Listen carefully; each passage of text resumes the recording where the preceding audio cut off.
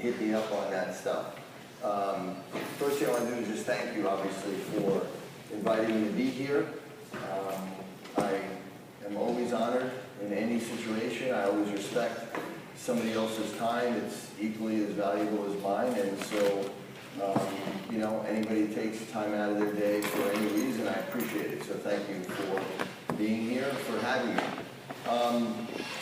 Today, tomorrow, I really don't have any specific agenda, meaning that I'm not here, you know, to sell anything. I'm not here to promote anything. I'm here really to just try to share my knowledge. Like I said, I'm an old guy. I'm here, I've been doing this 30 years. And what I want to get out of this is I'd like to hopefully inspire you guys to realize there are so many different things that you can do. But it really all starts with a certain level of commitment to excellence in what you do. And for me, a lot of that really revolves around postgraduate education. I know you're getting a great education in our schools, but you know, anybody that has done anything will tell you that school is just the first part, that you really should commit to being lifelong learners. But you know, what I'm hoping is that with your generation, that you're going to continue to bring us the certain level of respect that we deserve, and make people more aware of what we can do, the results we can get, that people still don't understand. You know, I think a lot of what has motivated me is just I'm kind of really sick of the disrespect that we get as a profession, and in particular, you know, knowing what we can do in the functional neurology community and seeing the results that we've gotten over the past 20 years and how that continues to increase. You know, I think that that's what I want to do. So again, I'm not here, I'm really kind of whatever you want me to talk about. If you want to just do questions and answers, I can do that. I have a whole bunch of slides, and I can show you stuff. I can show you what I'm doing if you're interested. I'm happy to talk to you about what you may do if you want to do things like TV shows and radio shows and write books and, you know, do research and all the things that I'm doing. And I'm doing it really more to hopefully inspire you, not to impress you, okay? That's the last thing I hate, when someone who stands up and they're, you know, a big blowhard and just talks about how great they are and how much money they make and all that type of stuff. That's not what I'm about at all.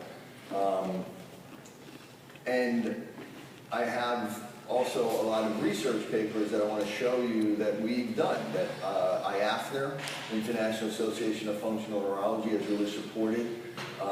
You know, it's the organization that I started in 2009, and the main purpose of it initially was really to promote research, because as I said, you know, and I'm sure I'll say it again tomorrow, I think the two things that we haven't done really well in chiropractic is, one is we haven't really done a good job of research to really establish ourselves in the scientific community.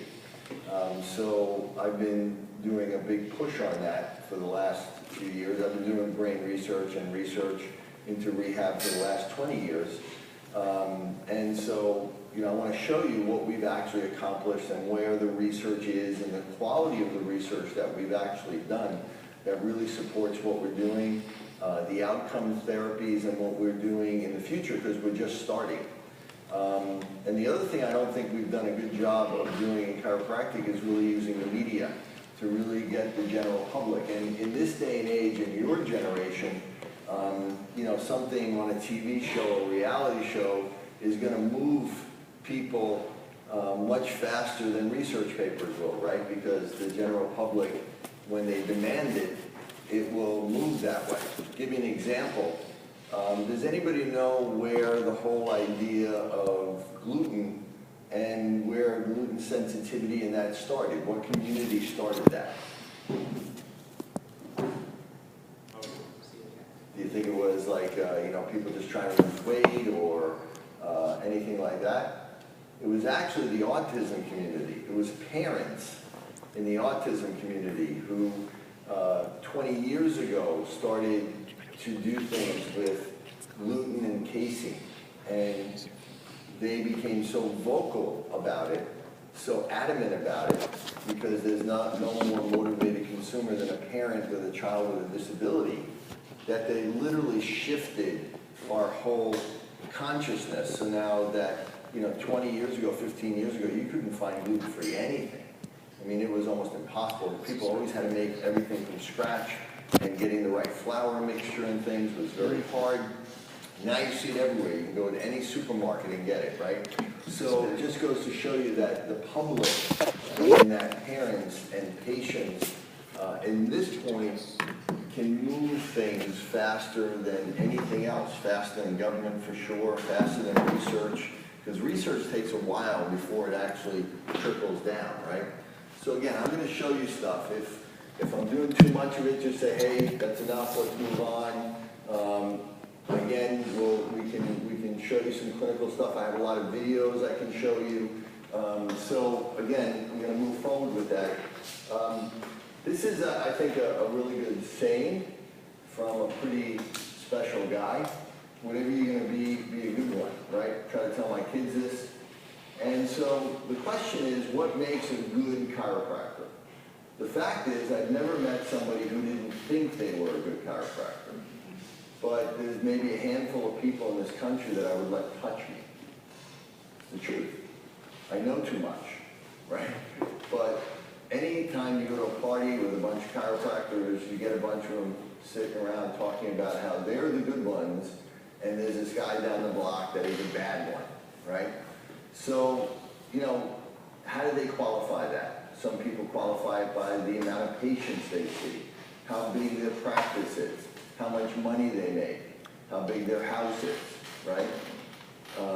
I can tell you for sure that people that have big houses, it doesn't mean they're good chiropractors. But some people that are really the best chiropractors have very big houses. So doesn't disqualify them either. Nothing wrong with making money, it's just how you're doing it. Some people think that it's, just adjusting skill, that they think they're a good adjuster, or just how much their patients love them. To me, what really qualifies somebody as being considered good is really, what do you know? And how hard have you worked at it? Are you someone that's committed to really lifelong learning? Have you taken courses? Have you gotten certifications? Have you gotten degrees? Do you attend seminars? Do you sacrifice your time when you don't have to really serve your patients better? And do you get better outcomes? And do you use outcome measurements that really prove that what you're doing is working? That's the point of functional neurology. Functional neurology basically means that you're looking at somebody, you're assessing their function. You're then doing an intervention, and you're assessing their function again to see if you've actually changed it. Just getting rid of pain is not an accurate measurement in any way if what you've done is actually good. If you actually do the wrong thing and someone is not able to perceive their body very well, their pain may actually get worse or better, and you've actually done them a disservice. So, to me, it's about really committing to learning, to educating yourself, and that's one of the reasons why I founded iAfter, was to try to bring that more to people in an easier way. One of the raps that the rest of the chiropractic world has about functional neurology and some of the people in it is that they think we're arrogant. They think that we're elitist, that we make them feel stupid, and that we are exclusionary. And that is something that really upsets me, because that limits the amount of people that are willing to come into a course and spend their money. Again, getting a degree, getting a certification in chiropractic, unfortunately, doesn't really make you get paid more by anybody. So if you're doing it really just because you want to be better. That in itself, obviously, will make you more successful. But someone sacrificing their time, you have to respect that. I always respect that. I don't teach because I want to show people how smart I am or make them feel stupid. Some people do. I teach because I want people to learn. I want people to be able to go out and reproduce things, and it also educates me. One of the best learning experiences I've had is teaching. And I continue to teach because I get better every time. Reason why I write books really is because it teaches me. It makes me better. And it allows me to be able to explain things better. Einstein said that the ultimate sophistication is simplicity. And what I've found as a teacher, as an instructor, doing this for 20 years, is that as I've gotten better, as I've understood the information at a deeper and deeper and deeper level, because I use it clinically, because I teach it all the time, because I do the research on it, and because I write papers, and because I write books, that has allowed me to explain complex things in very simple ways. Where, if you came to one of my courses, I would venture to say that I could probably teach you the basal ganglia in a few hours, where it might take you, in another course it might take you a whole weekend, and even then you may not get it. Because I don't have the time, and because I've been able to solidify it down and make it more simple and, most important, practical. What does it mean to you? If I talk about the indirect and direct pathway, that's great, but what does it mean to you when a patient walks in? And how is that going to make a difference in what you're going to do with them, right? So IAFNR is really another thing that it's meant to be a way that people can get together. So let's say you invest and you take a course, Diplomate in Neurology, or take my course. Myself, people like Batis Grazian, Brandon Brock, many of the other instructors that are teaching out there are really always developing new things. We're always looking at the next thing to do. We're sharing information with each other. We're doing the research. We're developing clinical applications at higher and higher levels, so that if people took my course 2-3 years ago, there's a lot of new stuff that I've added to that. But, I don't necessarily feel that they should have to go back and take my whole course again to be able to be updated, right? Your computer, you get updates all the time. So how do you get updated if you've invested in a diplomate course in neurology or one of the specialty courses or functional medicine, and you want to be able to say, what's new? Well, IAFNR, one time a year, you can come and get updated by, people that are really doing cutting edge stuff. We can just say, this is the new stuff that we're doing now.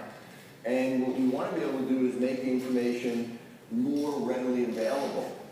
We're looking at any of the courses that we're going to be developing, we're going to make them free. So we're going to stream them free for students, so that you guys can start getting the best information without having to spend a lot of money. Obviously, if you want the certification, then you have to pay for it, and you can do that later on or as you're doing it. But we want to make it more readily available.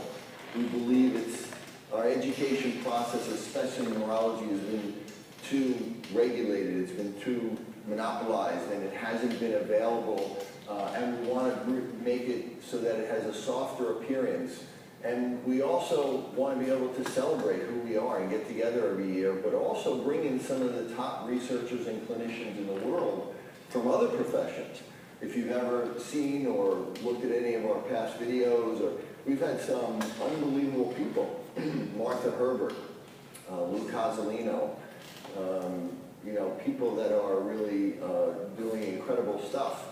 And many of those people are on our board now, like Martha Herbert and Cozzolino. And these are people that are, in psychology and in medicine, medical pediatric neurology. So what I would encourage you to do, somebody asked me, well, he's a practitioner, he's like, well, I'm not ready to take a full diplomate course. What can I do to really start to immerse myself in this information? Obviously reading my book, Randy Beck's book, Batis Grazian's books, those are great ways to start. But if you really want to get immersed and meet and speak with some of the top people actually doing it, IAFNR is the place to be. Join as a member, get the journal, and come to the conference. It's something that, what I'm really proud of is that a third of our members and a third of the people that come every year to our conference are students that are presently in chiropractic school. And a lot of it is because I've gone out there and actually spoken to the students, and it's made a difference. So I'm going to just show you a quick video that we put together just because it's something I think that you're going to enjoy.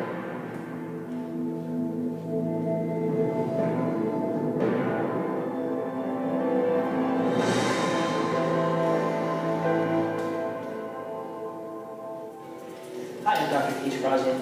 I'd like to invite you to this year's International Association of Functional Neurology. This is a conference where we bring in multi-specialty disciplines and we discuss how we can improve brain function through therapies, diet, nutrition, and various applications that help develop plasticity and slow down the neurodegenerative process. IAFNR is a fantastic meeting of the minds to be able to get together and say, hey, let's educate some people on some best practices and things we can do to get patients better.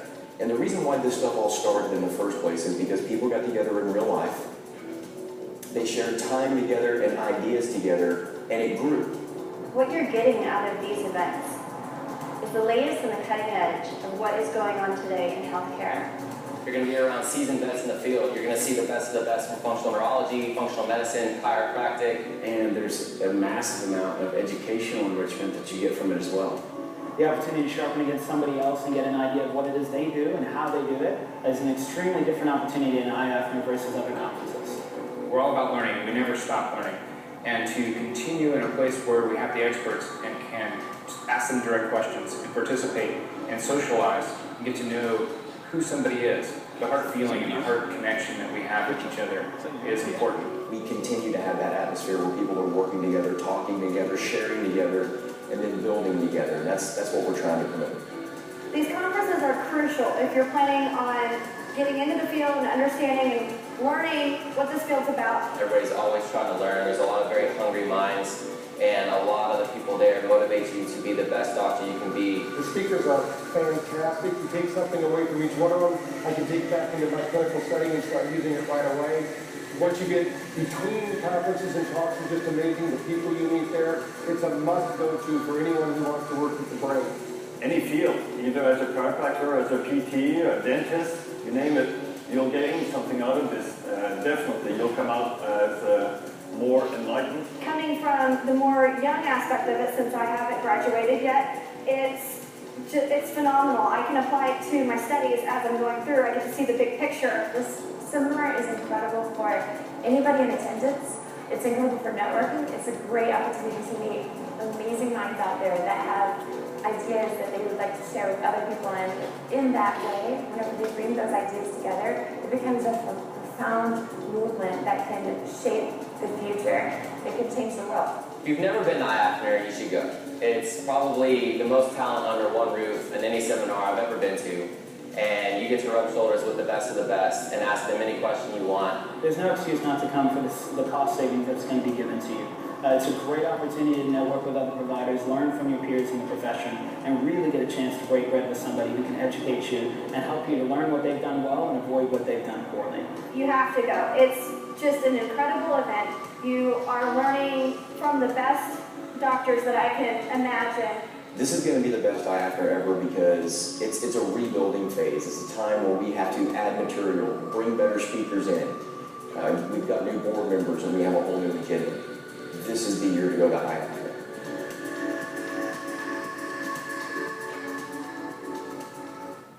Okay, so, and again, you know, what Brandon was just saying there is that I started it, but my goal was to just start it, meaning that I knew that if it resonated with people, if there was a need for it, if people believed that it was important, then it would continue. It's kind of like raising a child. After a while, you have to let them go out on their own, and either they make it or they don't. So last year, I decided that I was going to step down as the active president. Obviously, it still matters a lot to me. We have a new leadership, and that's great because now other people come in and other people have taken charge And, you know, nobody benefits from it. It's not about any one person. It's not about a group of people. Nobody makes money. Nobody gets paid. Everybody sacrifices and volunteers their time. And we're all doing it just because we want to give back. We want to be able to make this available. We want to be able to change you guys. It's really more for you and your generation than anybody. Because, you know, we believe that if we can create a group of students coming out with this type of mentality, I mean, you see the video, you see, you know, a lot of them young people. My wife, when she came to the first IAFNR, she came and when we had the awards ceremony on Saturday night, and then after the ceremony, then everybody hits the dance floor, and these young guys like you came, they were dressed to the nines, I mean, really hipster and really looking cool, and hats and stuff, and my wife was like, wow, I thought this was going to be a bunch of old neuro nerds sitting around talking like all your old friends, and it ends up that you got this really cool group of young people. She's like, you know, I want to bring our kids so they can see these kids. It's so inspirational. And that's really what it's about. So, you know, it's tough because even as students, you know, people are always going to be trying to sell you stuff. They're trying to make money off of you. They're trying to do things. This is the one organization that isn't about that at all. It's here just to be able to be whatever it is, you know? And my firm belief, and I think the belief of all of us is, you know what? Don't let anybody, not me, not Brandon, not anybody tell you what functional neurology is. Functional neurology is a story that is being written. It's not one thing. It's what you decide it is and what you created. Everybody has a voice. Nobody is more important than anybody else. And we want to be able to make education more affordable and more accessible to people. So again, I think it's something that if you can do it, it's a great thing. If not, then put it as one of your main goals. So again, some of the things that I've done and that are connected with that is I've written obviously one textbook, Neurobehavioral Disorders of Childhood. If people ask me, where do I start? You know, if you're a chiropractic student, a PhD, an MD, that's where you should start. It's a really good background in all of the science. It has over 4,000 scientific references in it. It's used in many graduate psych programs in the United States, and it's been translated into Korean and Chinese, and so it's a good place to start. Randy Beck's book is another good start. I've written 12 chapters in other textbooks like that. Just came out with 3 new chapters this year in books that are research-oriented textbooks, like learning disabilities, dyslexia. I also did a chapter in this book, which is called The Science and Pseudoscience of Children's Mental Health. You can get this on Amazon. You know, a woman who is very well known in the psychology world.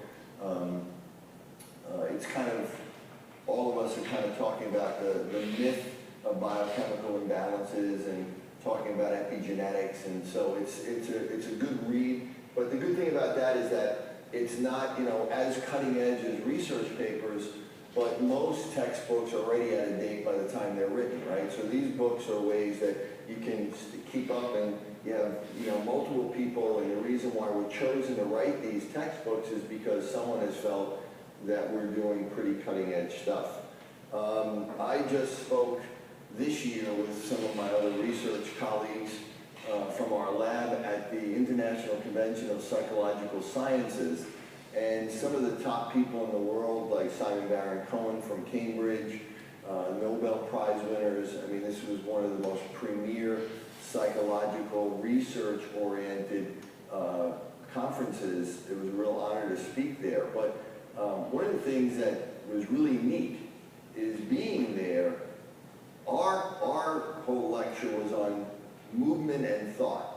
And the gist of much of the conference this year was the relationship between motor, movement, embodiment, and psychology.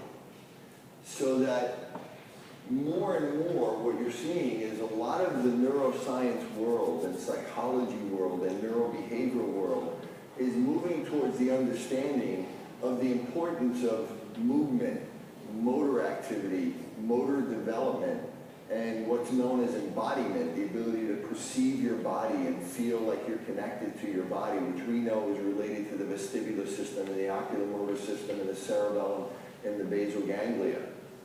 This is where psychology is moving. It's moving towards our direction so that we already have the therapies. All we need to be able to do is understand, explain, and start actually looking at things like dissociation and schizophrenia and ADHD and autism and anxiety and depression. These are disorders that we can actually deal with from a neurological level because they are neurological issues. There are psychological components of that, but there are primarily neurological based issues that have, and there's a tremendous amount of overlap between those disorders and motor problems. It's known that one of the first signs of schizophrenia is problems with gait and posture. We know that, in ADHD and autism, it's well documented that discoordination disorder, gait, postural disturbances, low muscle tone, body tilts, head tilts, these are things that are early indicators of these types of disorders. And obviously for us, they're also the target of treatments for these disorders, right? So don't be afraid of those things and understand that, there's some really cool stuff out there when you're looking at the attachment world, when you're looking at, again, dissociation. I just was asked to, Lou Cozolino, I don't know if you know who he is, he spoke at our conference this year. He's a psychologist, he's a Harvard grad. He started a clinical psych program at Pepperdine in 1986. It's number 2 or 3 in the country right now as far as rankings. And he is incredible because he's a psychologist that, one, uses a lot of hemispheric model in what he does, but also he has written a number of books and urges psychologists that they need to understand neuroscience in psychology. As a matter of fact, a book that you should all get is called The Neuroscience of Psychotherapy by Lou Cozolino. And in it, you read that book and you go, this is a functional neurology textbook talking about psychological conditions. I just was honored that he asked me to write a review of his book that's just going to be coming out called Why Therapy Works. So in the first book, what he wrote was really about how, what is that, why do people go to seek therapy? And basically, I have one of his quotes I'll show you later on. He talks about that when networks in the brain are either underdeveloped, meaning from a childhood standpoint, they don't properly develop or mature, when they're underintegrated, or when they're desynchronized, when networks in the brain are underdeveloped, underintegrated, or undersynchronized, this is the reason why people seek therapy, psychotherapy. Not talking about back pain, right? And so therefore now in this book, he talks about how, when psychotherapy works, what it's doing is it's reintegrating networks in the brain. That's what it's doing. It's having a neurological effect. Now, I've become friends with Lou, and he's a really nice guy, and I interviewed him one time, but then I also went to dinner with him recently. And when I first interviewed him, you can actually see the interview on the IAFNR website. I said to him, you've done one of the best jobs of really identifying specific networks in the brain for emotions. Like he outlines all of the different 6, 7 primary emotions, the different networks in the brain from subcortical to cortical areas that are involved in the generation and perception of that emotion. And he's identified, how they develop and, talks about these specific neurological structures and networks in the brain. And so I say, you've done a great job of identifying them and showing how if there's a problem in a particular network, it's underactive or underintegrated or desynchronized, that it produces this particular type of symptom or therapy. Do you have specific therapies to target those networks? And he said, no, I don't think, he said, I'm not aware of anybody that does. And I said, well, that's really what functional neurology is. What we do is we can target those networks by specifically being able to identify them, by testing them, and then by retesting them after we do different interventions. And this was before I asked him at a conference. He said, well, now I'm even more excited about coming to the conference because if you can do that, that's the answer. I mean, that's it. You know, nobody's been able to put that together. And after the conference, he was so impressed that he agreed to be on our board. So now he's one of our advisory board members, along with Martha Herbert, who's one of the leading pediatric neurologists out of Harvard, and she's one of the leading researchers in autism in the world. So, you know, these are the things that we can do, and this is where the science of this is going. And so in the psychology world, there's a lot of overlap with what we do. And attachment, Dan Siegel, I don't know if you know who Dan Siegel is. He's a psychiatrist, Harvard-trained, UCLA professor, written many, many books, very popular. New York Times best-selling book right now on the teenage brain. And he's all about attachment. He's one of the leading attachment researchers, but not looking at it in children, but looking at how it manifests in adults. You know, with attachment, it's fascinating. There was a woman named Mary Main, and she did studies in the 80s, and basically she did a study called the Strange Situation Test. And in that test, what they did was they took 1-year-olds, 12-month-old babies, and they put them in a situation where it was a strange situation for them. It was, you know, not their normal environment. They brought them into a room with their parents, one at a time, or their caregiver. And they put them in a room that had a lot of toys and really interesting things that a 12-month-old would like. And what they did was they then just observed. They observed what happened when they came in. And then what they did is they removed the parent. They brought them back, then they removed them for a longer period and brought them back. And what they were able to observe was 4 categories of responses. That when the child was separated from the parent and then returned, there were specific responses. And from that, they could put this child in 1 of 4 categories of attachment styles. There's one type of attachment that is considered secure attachment. That's the ideal form of attachment. There are 3 that are considered abnormal, or that are considered, you know, unstable attachments, and they're varying degrees. One of them is really more of a right brain attachment disorder. The other is a left brain attachment disorder. And then the worst type is really where we look at what produces psychopathology, when you look at abuse, or when children that are terrified or severely neglected. And these are called insecure attachments. And the fascinating thing was that from that point, they then went to the child's home to see what the home was like, how the parents interacted. But then they followed those individuals out for their life until they had children, and then they assessed their children.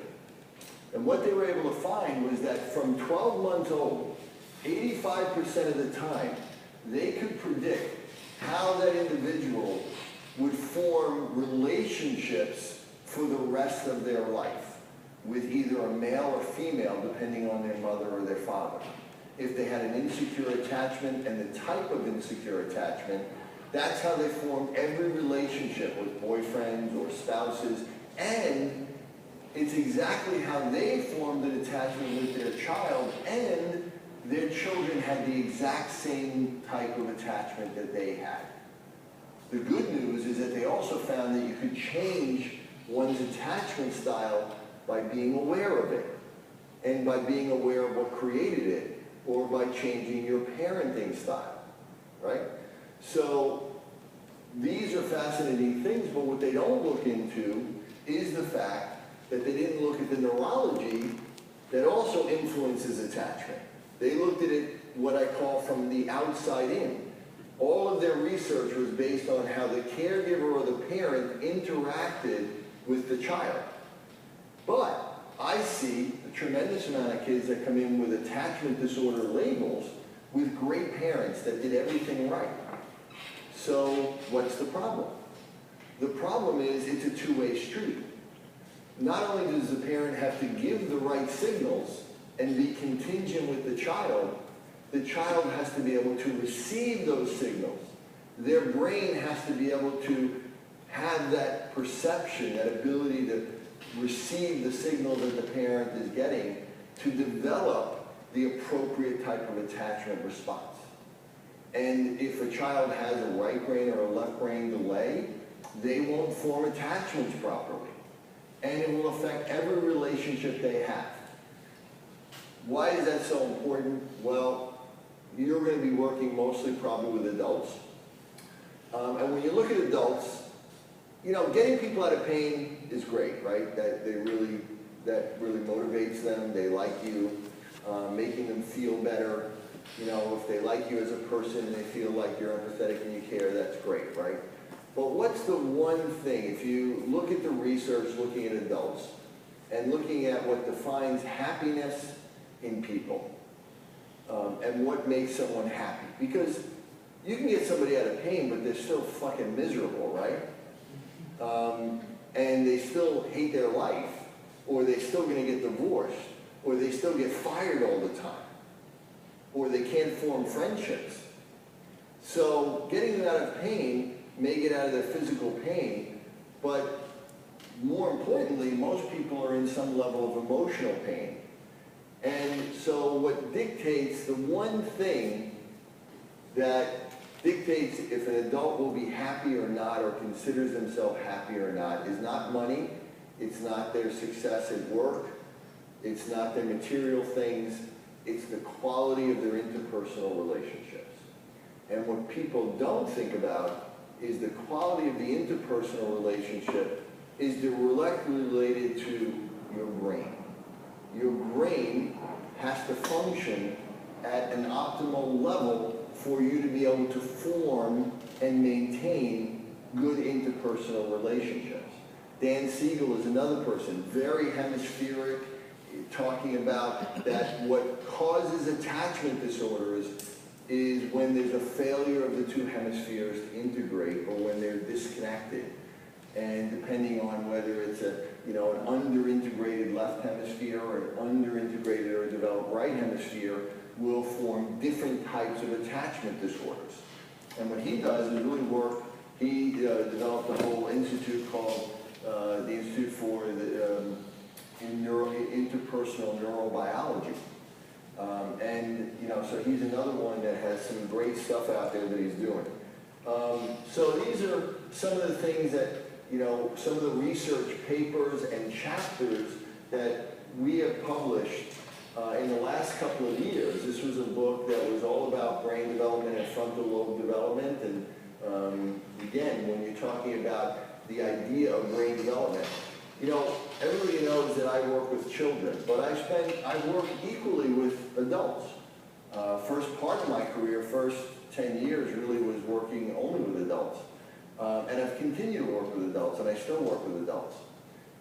So people assume that I just look at pediatric neurological problems, but what you have to understand is that at least 40% of your patient population, from my estimate, when they come into you with a complaint, whether it's back pain, whether it's a rotator cuff, whether it's vertigo, whether it's headaches, no matter what it is, a gut problem, food sensitivities, 40% of those people, what you're going to find if you know how to look for it is that you're seeing the end result of a brain developmental problem.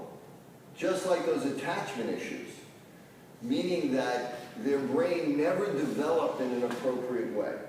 How do you know that?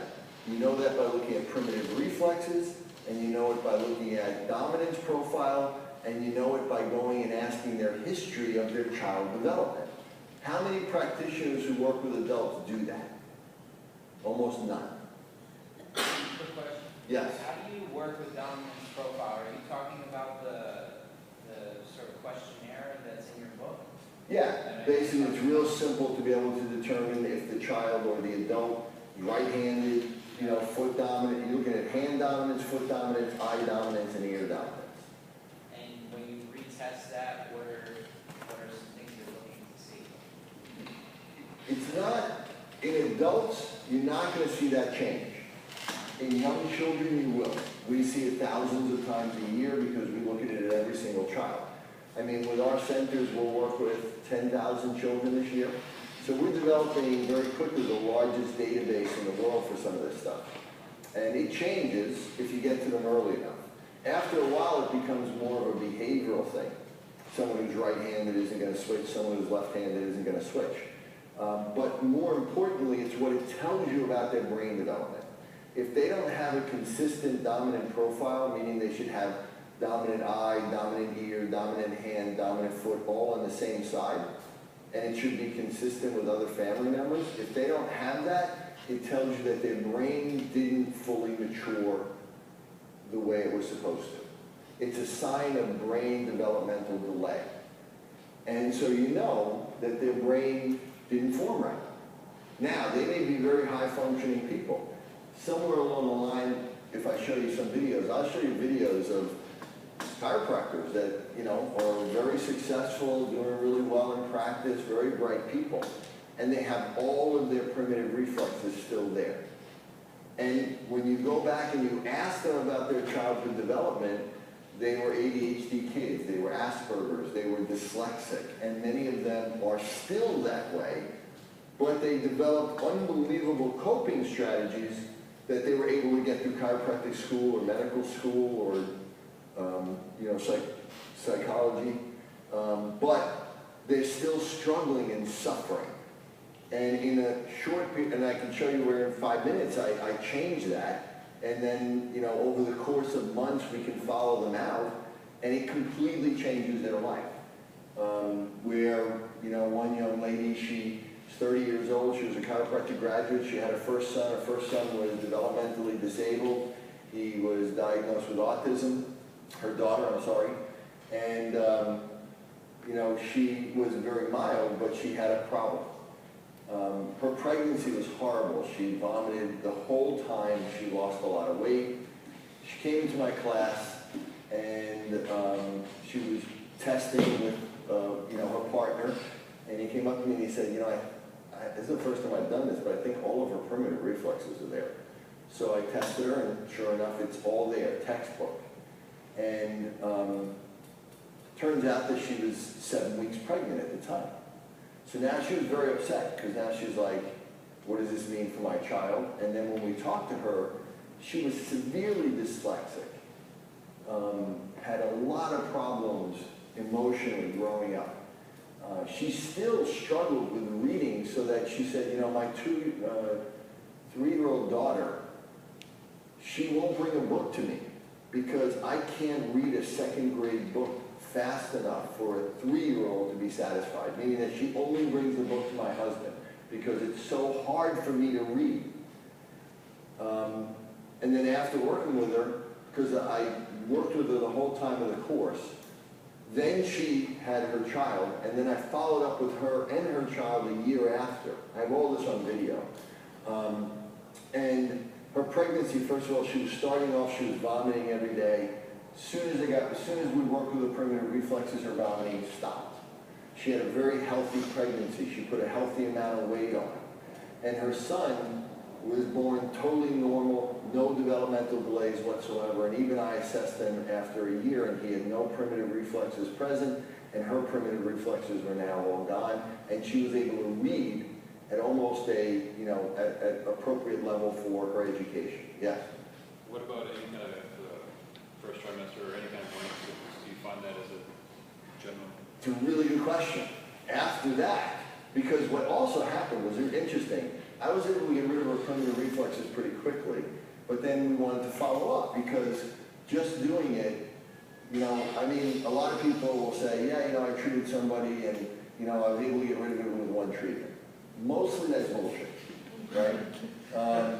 They may be able to reduce the symptoms temporarily, or if they see them over a period of a week, but then what's happening, you know, next month or months from now?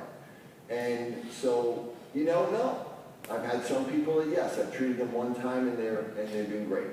Very, very rare.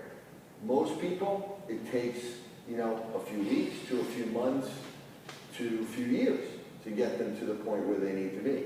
With her, we followed up for the whole course. So in the beginning, we got rid of her primitive reflexes. After the first month, half of them were gone. After the next month, they were reduced and they had now just become asymmetric to one side. Then after that, they were all gone. And then towards the last trimester, they all started coming back.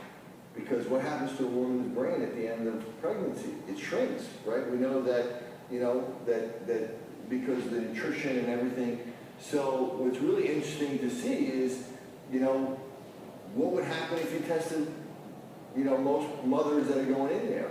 Like I said, I found that 30% of a class that I've taught with high-level educated doctors, postgraduate education, still have some primitive reflexes, and there's usually one or two in a class that have all of them. In my practice with less educated, less healthy people, it's 40%. So that probably 40% of pregnant mothers have primitive reflexes before they get pregnant. What does that mean? Do those primitive reflexes come back? What is Babinski sign? Right. What is it indicative of, as far as what you've learned? Upper motor neuron lesion. What does that mean? It's due to the Renshaw cells in the spinal cord. Right, but what is it usually indicative of if they have it? Cord pathology. Cord injury, brain injury, right? Stroke injury, right to the cortical spinal tract. It's damage. Babinski sign is a primitive reflex. And when the brain is injured, it comes back. Well, guess what? The brain doesn't have to be injured. It just needs to dysfunction for it to come back. Or it may never go away if the brain doesn't develop appropriately. The point is that the brain develops from the bottom up, and then it comes from the top down and regulates the brain. This is not only for neuroscience, you know, there's a whole new field of neuroscience called systems neuroscience, which is really looking at complexity theory, chaos theory, and theories that are applied to the universe. How do complex systems develop? And the brain, like the universe, is a complex system, and they all develop the same way. They develop from the bottom up. The parts create the whole, and then the whole comes down and constrains the parts. And that whole system then becomes the complex system. And you cannot predict the behavior of the whole by looking at only the parts. You have to be able to look at the whole. So what we see is that, you know, there are different levels of that. And we know that there's two things that create that. So that looking at the physics of the brain is becoming more and more important. We talk about neuroanatomy, we talk about neurophysiology, we talk about neurochemistry. But the real science now is looking at neurophysics. It's looking at space-time, temporal relationships, coherence measurements.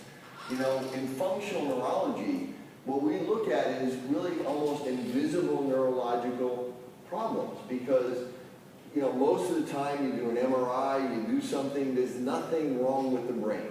Kids with autism, their brain looks relatively normal. ADHD looks relatively normal. There are different growth things because it's a growth, developmental, maturational problem. So there are areas that look like they're more connected, less connected, they look more mature, but they're normal. Where's the problem? Their neurochemistry, as far as we know. How do we actually, does anybody know how we actually measure the chemicals in the human brain? Anybody have an idea? Raise your hand if you know how you measure. Isn't it like the EEG? EEG is looking at electrical activity. But we're talking about, we hear about chemical imbalances, right? Like dopamine, serotonin. How do you measure that?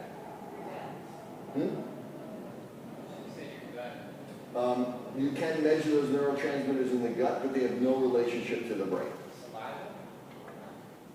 No, good guesses though. And the reason why you don't know is because you can't. So we have no idea what normal levels of chemicals in the brain are. We have no way of knowing what's the normal level of, like, you know, I'm going to put a dipstick in and say, oh, you're a little low on dopamine today. It doesn't work that way, right? They are just a byproduct of electrical activity. So looking at the chemistry of the brain, that was what that whole book was about, is all real bullshit right now. What really we need to be able to do is look at the brain in real time functionally. So what we're doing for research, and I'll show you, is things like tensor diffuser imaging, looking at you know, things like fMRI and EEG and coherence measurements, and really applying what we call graph theory. Yes? Sorry, just to rewind a little bit. You said earlier if someone had, for instance, the all right side dominant, like right hand, right foot, right eye, that indicates that the right side would be like the weaker brain? Or No, you said it's that not a relationship to that. The relationship is that one side of the brain should be dominant. When we talk about this whole idea of neurophysics and complexity theory and all this type of thing, what we know is that, again, for a system to become complex, first and foremost, it must be differentiated. It must be specialized. The more specialized it is, the more complex it can become, right? So if you think about you know, something that isn't specialized, then it can't really be very complex. If everything is the same, right? Think of a symphony orchestra. You go into an orchestra and you sit down and you can't wait to hear some really great, complex music, and everybody plays the same note. It's going to wear on you real fast, right? You're going to be like, I'm out of here. This is boring, because it's all the same. That is on one spectrum that we call rigidity. You can't have a complex system if you don't first and foremost have specialization. The human brain, what makes our brain unique is that it is the most highly specialized brain on the planet. And it is asymmetrical. Those two things actually make our brain very complex because we don't have any redundancies. That we have two hemispheres that do very different things. There are hundreds of things, hundreds of centers controlling very specific mechanisms on either side of the brain. And so we have, you know, all these possibilities, and we have all these tools that our brain can use that other animals don't have. Most animals have very little brain, and most of their brain is just there to control their motor function and their autonomic function. They don't have any extra brain space. So we have a very complex, very differentiated brain. One side of the brain needs to be differentiated for conscious control and dominance of handedness, footedness, eyedness, and earedness. So that would be normal. That usually is the left hemisphere on language. It's on the side of language. So what we see is that when the brain is maturing and when it's differentiating, it's becoming more and more specialized. As the brain develops, the two hemispheres become more and more different. That is part of how we define maturity in the human brain. The way we define immaturity is when there isn't differentiation, when there isn't specialization, when things can be all over, when you have like two left brains or two right brains. So when you have a mixed dominance profile, it doesn't indicate that one hemisphere is less than the other. What it indicates is that the whole brain is immature. Okay? And that is one of the first things. That's where some people misinterpret. I've read recently, you know, some people saying that, you know, a couple of people were on there saying that ADHD, that they've been using a saccanometer and they've been seeing that kids with ADHD have things on both sides of the brain, so therefore it isn't really a right hemisphere deficit and that the hemispheric model doesn't work. They're very, very wrong. First of all, I would never just base that on a saccanometer, which is a pretty unproven tool at this point in time. But the idea is that they don't understand brain development. when you have a lot of primitive reflexes and you have cross-laterality, what it means is that your whole brain is immature. And this is something parents come in, they'll read my book and they go, you know, I did the checklist and my kid is screwed up because they're behind in everything, right? When we really look at the child and we assess them and we do an exam, we see that it's almost always, you know, a hemispheric-based problem, but they have developmental delays on both sides. But one side is more delayed than the other. So there's really three models. There's a left hemisphere delay, there's a right hemisphere delay, but so really four models. And then there's a global delay that usually has an underlying hemispheric influence. And so people will look at it and yes, they're going to have deficits and findings on both sides of the brain, but that's your skill and your understanding is to be able to determine, well, is this a global problem that is genetic? Is it metabolic?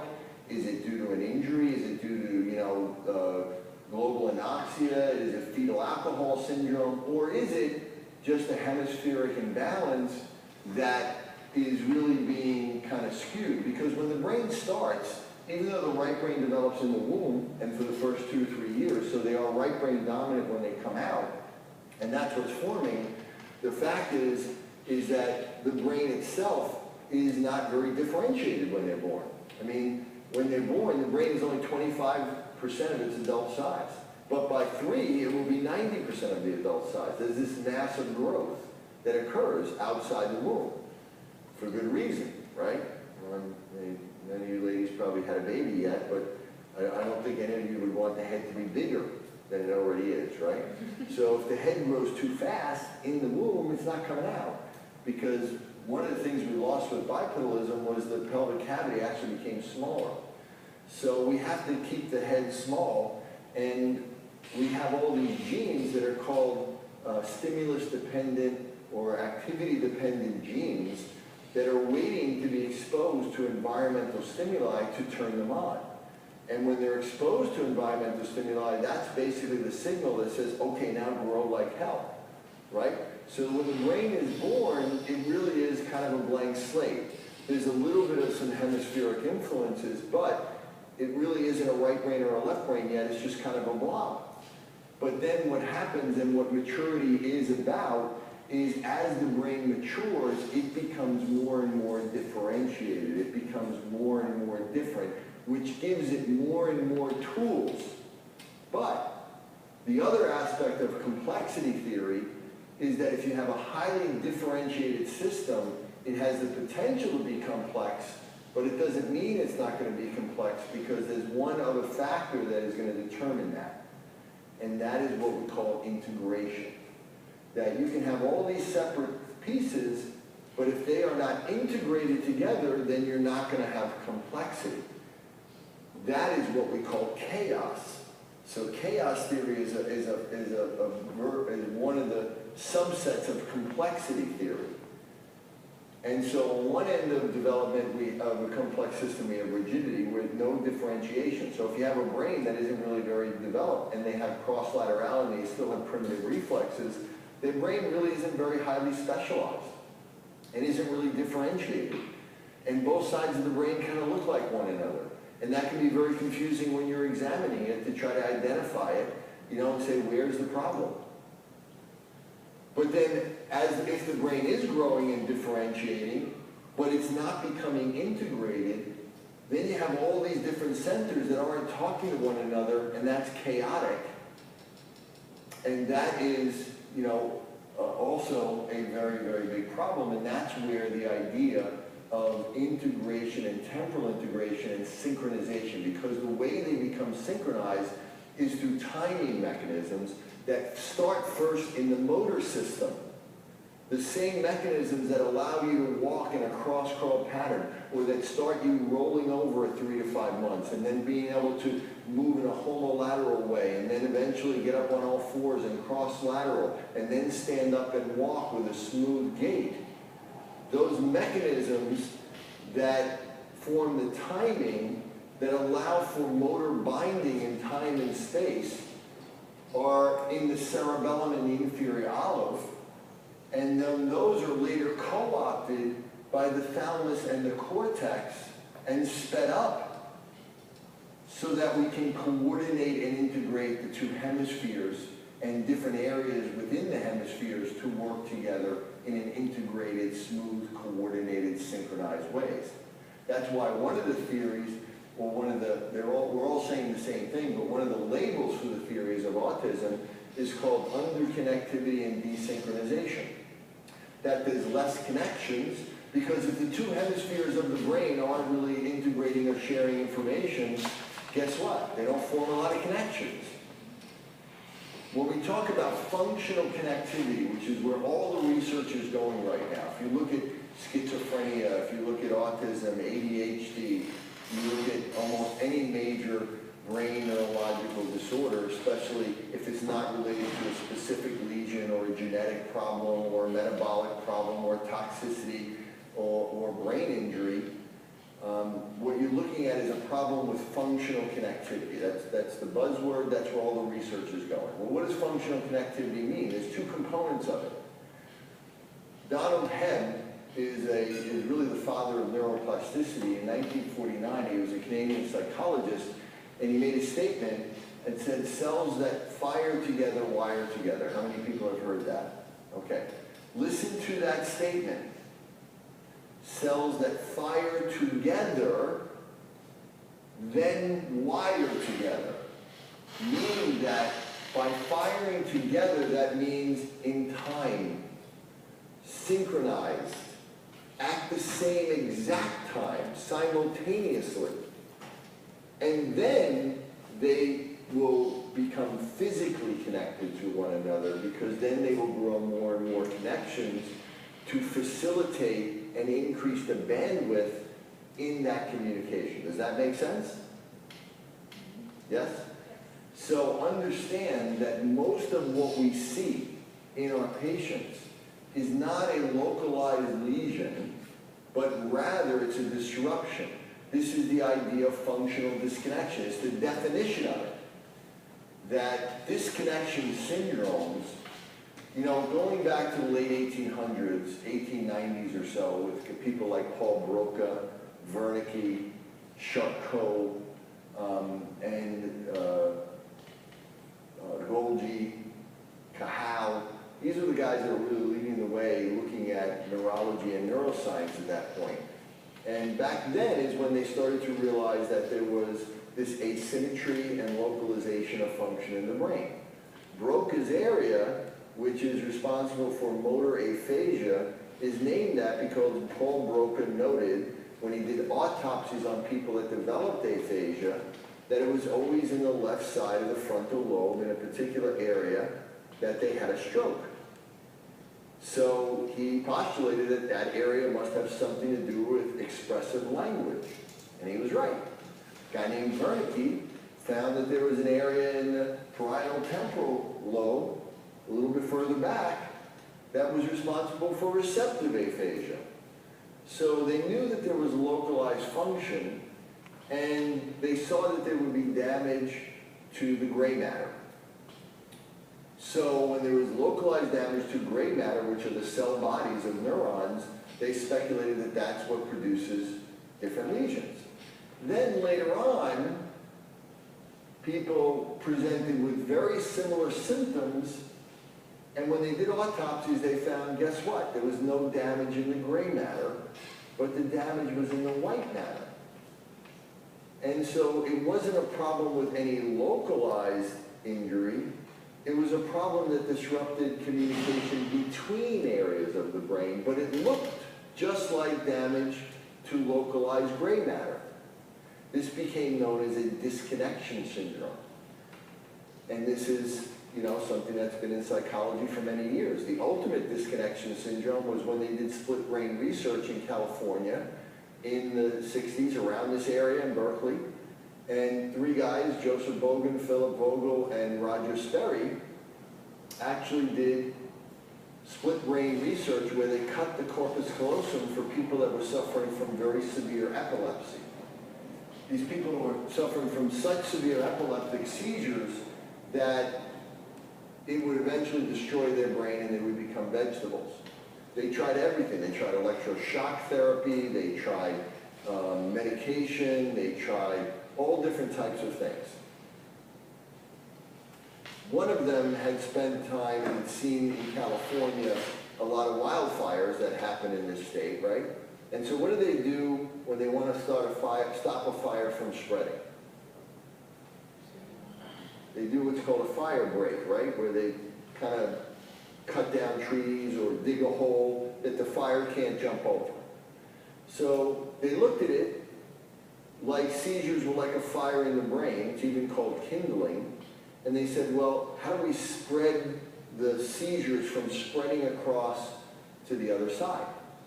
And so one guy said, one came up with the idea, well, why don't we do like a fire break? Why don't we cut the corpus callosum so it can't cross over? So, you know, imagine being the first person they proposed that to, right?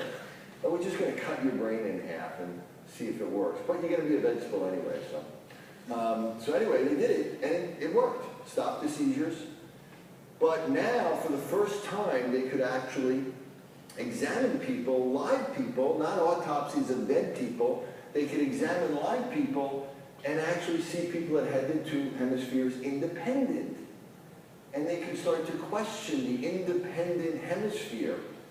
And that's when we started realizing how specialized and how different the two hemispheres really were. So that was the ultimate disconnection syndrome. But then, 70s and 80s, they found that there were people that looked like they had disconnection syndromes or looked like they might have gray matter injury, but when they actually examined them or did MRI or did x-rays or looked at their brain, they were able to see that there wasn't any damage at all. But there was a communication breakdown between areas of the brain. And that was the problem. And this became known as a functional disconnection syndrome. And that is what almost all of these disorders are at their core. Now the question is, why are they disconnected? Why can't they communicate? Because there's a disruption or there's an imbalance in activation, synchronization, and coordination. There's a disruption of functional connectivity. And there's many different things that can cause that, but one of the main things that can cause it is developmental maturational delays. Meaning when one side of the brain becomes delayed in its development relative to the other side, where one side is growing. So as the brain is maturing, two things are happening. One is it's growing and obviously getting larger, but it's getting more and more specialized. Now, that's great, right? Because it can become more complex. But it also has to become more and more integrated. And as it grows bigger, and as we get more and more areas, and as they become further and further away, we have to get our brain has to become faster and faster and more synchronized and more connected and more coordinated. And so what we know is that, two of the things of maturity is one is specialization, or what we call first we have where we get differentiation, where we start to get networks that start to form individuals, and then they start to connect with one another, and we have short-range connections that form, and then we lose short-range connections, and then we get integration. Then long-range connections forms, and then the networks start to form. First we get individual neurons to connect functionally, timing and connection.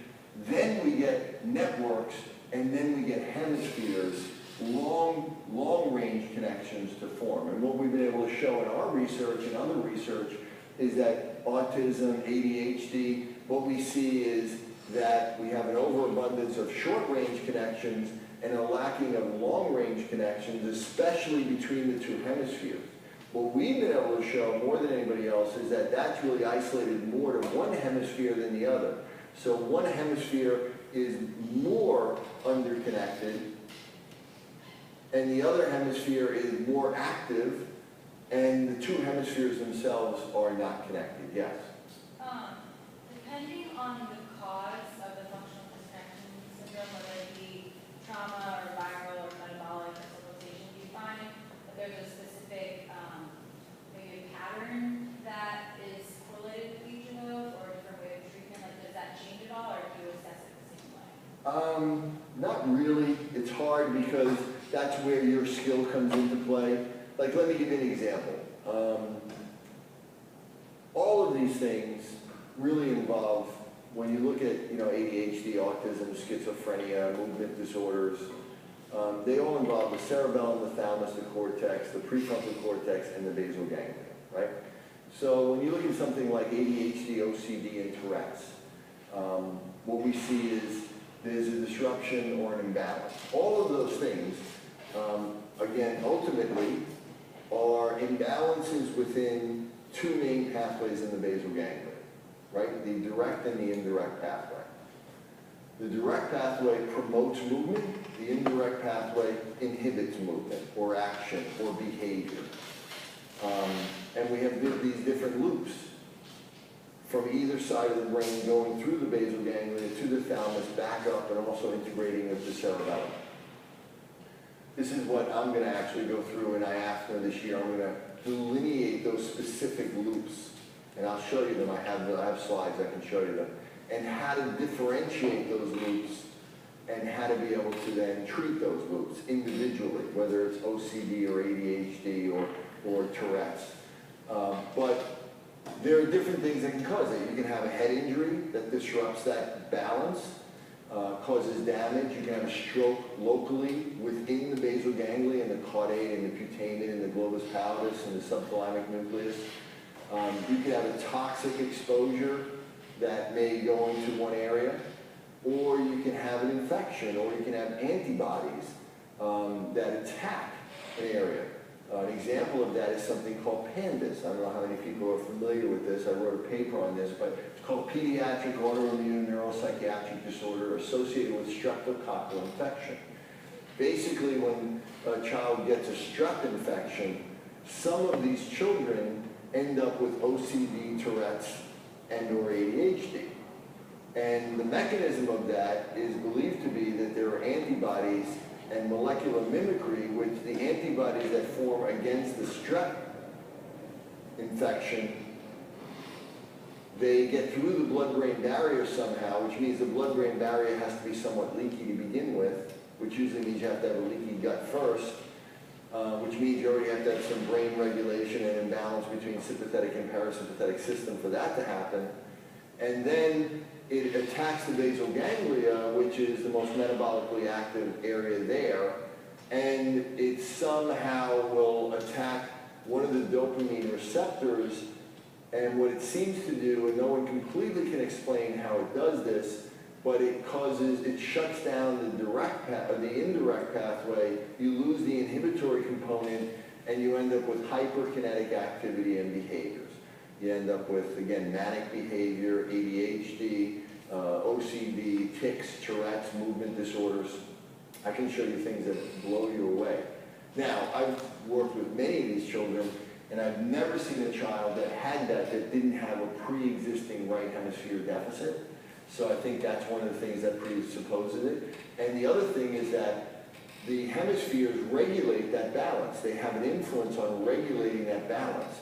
So it could be stroke to the subthalamic nucleus, which is actually the main part of the indirect pathway.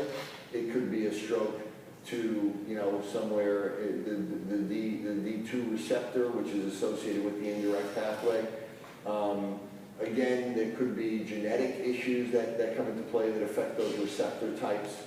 But probably the most common reason is an imbalance in the hemispheres and its regulation of that direct and indirect pathway. So again, you look at it and it presents exactly the same. The only difference is that it has this really dramatic onset that's after strep infection, right? And they have, you know, if you do strep titers, you'll see it.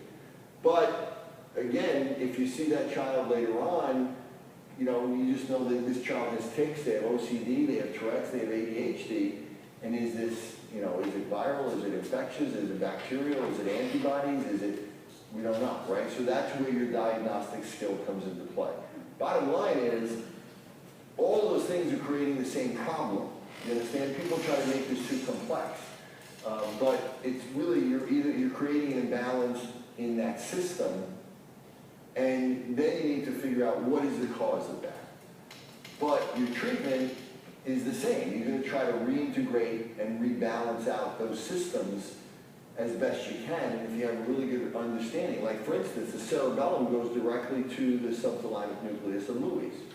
So if you lose the subthalamic nucleus of Lewy, then doing certain types of cerebellar stimulation may be able to bring that back on one side or the other. You understand? So there are more complexities to that. Would you, for that specific case, firing into the cerebellum, would you also have to address the stress issue in the brain? Like, Yes, absolutely, absolutely. You have to deal with the antibody situation. You have to deal with the leaky brain. You have to deal with the leaky gut. You have to do all of those things. Because if you just try to do brain stimulation on, even if that's the primary cause, which I believe in many cases it is, the brain, you're going to warp the brain because you're going to get this excitotoxic model developing in there, which is really the same thing that happens with TBI, right? So, you know, that's why you need all of these tools. That's why anybody that looks at this and says, well, that functional medicine stuff doesn't have any place in what we do, or, you know, gluten isn't a real issue, they don't know what the hell they're talking about, right? Because there's no way you're going to be able to deal with that problem without dealing with that antibody problem. And, you know, they may have to have really severe stuff, but even just an antibiotic, obviously, is something very basic that they may need for a shot, right? Yes? Can you just talk a little bit about the brain balance center approach and all the different tools that you guys have, like, in your tool belt? You know, I have two models that I really work with and teach. Here are some other papers, again, that we're talking about. And just so you know, like, that I know what I'm talking about the basal ganglia. This paper here, is this paper? No, that was this paper. Recently, every once in a while, something called Biomed Updater comes out with a ranking of papers based on impact, which is based on how many people have downloaded it and read it and how many other researchers have referred to it in their work. And so they recently came out with something looking at over 4 million papers that were related to a similar subject matter as our paper on basal, or two papers on basal. One was a paper, one was a chapter on basal ganglia. And we were ranked #1 out of 4 million papers. And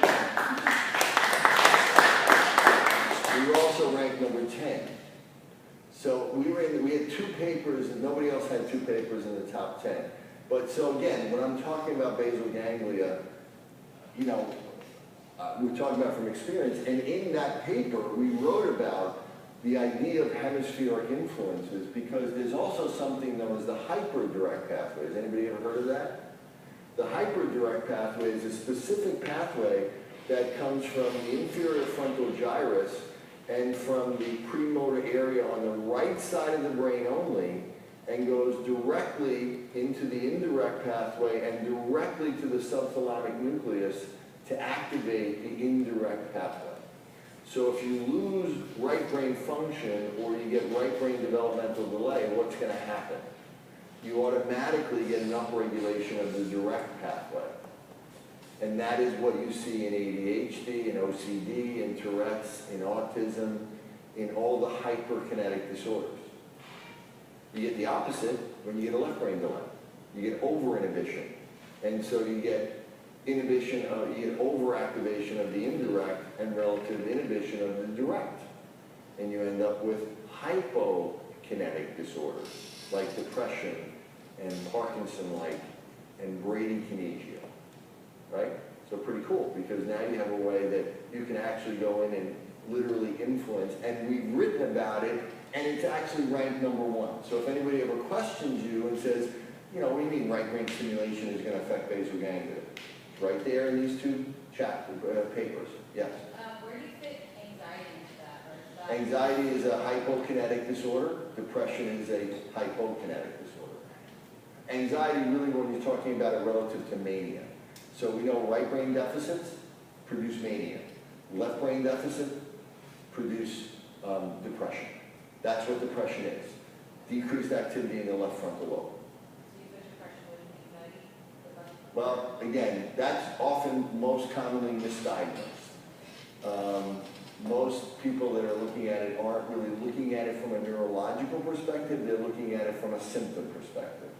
And so if somebody is worried or feels a bit negative, has negative symptoms, they almost label everything as depression, when clearly they're very different. And neurologically, they're complete opposite, really. But they both make people feel negative, they both have negative thoughts, so then they're either labeled as anxiety and depression or depression, and everybody's given an antidepressant. So let me just, to answer your question, and again, just, you guys know these are books that I've written. Again, they're all, best-selling, very popular books out there. Right now, Disconnected Kids is translated in Korean, Chinese, Hebrew. It's in the Croatian. Don't ask me why, my publisher, I can't. And right now, we're looking at Spanish, French, and Italian. Just came out with the second edition. You don't get a second edition if the first edition isn't doing well, so obviously that just means that people are obviously resonating with it. It's also coming in, we have an audio version, and again, you don't get an audio version of the book unless a lot of people are requesting that. So, those all just came out. Next book that I'm coming out with next year, April 5th of next year, is it's called the Disconnected Kid Nutrition Plan. It's really a diet and nutrition book using functional neurology principles related to biomedical issues, meaning that everybody looks at, leaky gut, leaky brain, food sensitivities, and they look at it as a body-based problem. That's what functional medicine looks at it. And they look at these body issues, toxicity, heavy metals, inflammatory chemicals, as affecting the brain and then producing ADHD or autism, or it doesn't work that way the majority of the time. It goes the other way.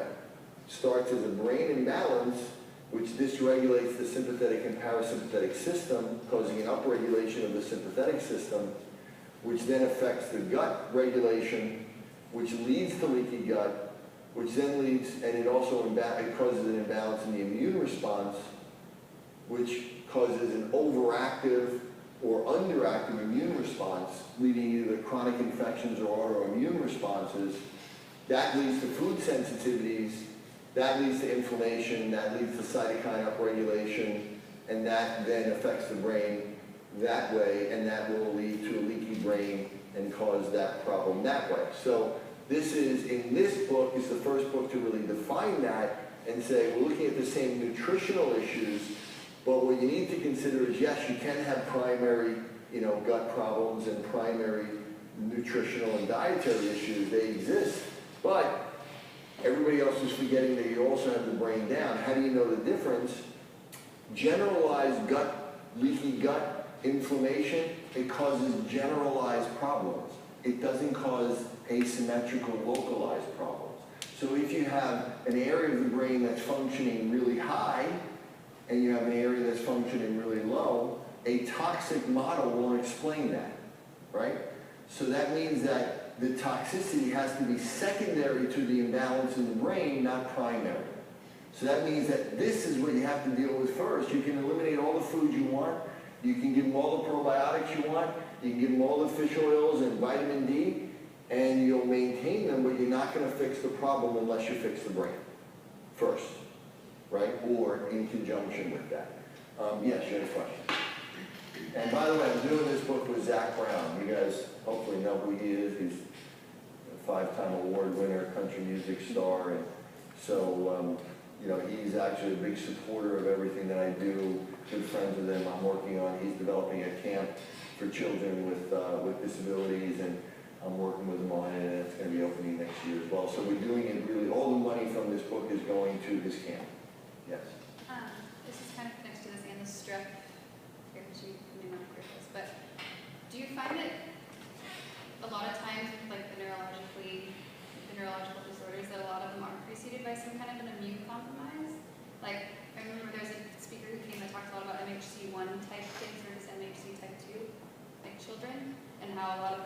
MHC, I think it's one, just, MHC1 have like, they have a really weak immune system and that leads them to have all these autoimmune, all these food sensitivities, all these neurological disorders. Well, first of all, weak immune system wouldn't lead to autoimmunity. It does the exact opposite.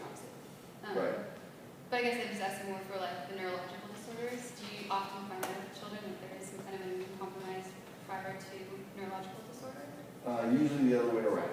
Okay. Yeah, usually, in my experience, it's that they have a neurological problem and that produces the immune problem. I mean, everybody like in autism world, in the biomedical world, understands that kids are born with autism and they're born already having an overactive immune system. And they all recognize that it's a fact, but none of them can explain it. So the only real explanation that makes sense is that it's because the right brain is developing in the womb. And if the right brain is developmentally delayed in the womb, then you'll be prone to autoimmunity because the right brain suppresses the immune system. Most of what the right brain does is inhibitory. It, like the indirect pathway, it inhibits. And it inhibits the immune response. And if you lose that, then you get overactivation of the immune system. And you know it because they're also behaviorally overactive, they're physically overactive, they're hyperkinetic, they have, so you see that there's a neurological component to it. There's a whole real interesting, I go into a whole lecture on the MHC component in neuroplasticity. It's really neat. Woman out of Stanford doing some really incredible stuff with that but it's a little bit too complex to get in right now. There's a very, very strong relationship between both. But again, neurological is important, in most cases, it's the other way around. Okay. Yes? Can you talk a little bit more about pregnancy and like you mentioned a lack of development of the right brain in pregnancy? How would that happen and why? You also talked about autism. It's really what this whole book is about. I don't mean I'm not trying to, but I'm just saying that it's a very complex issue. But put it this way, there are environmental factors that interfere with gene expression. That's what epigenetics is all about. Basically I've identified 50 environmental factors. And for the most part, what they do is they have an impact on our body, they have an impact on our hormones, they have an impact on inflammation, they have an impact on the balance of hormones, testosterone, estrogen, cortisol levels, and they can have direct effects. But the idea is that what they do is they produce DNA methylation. Do you know what that is? I use this example. I went to Catholic school all through high school. And when I was in grammar school, many, many, many years ago, we had 48 kids in a class with one nun, right?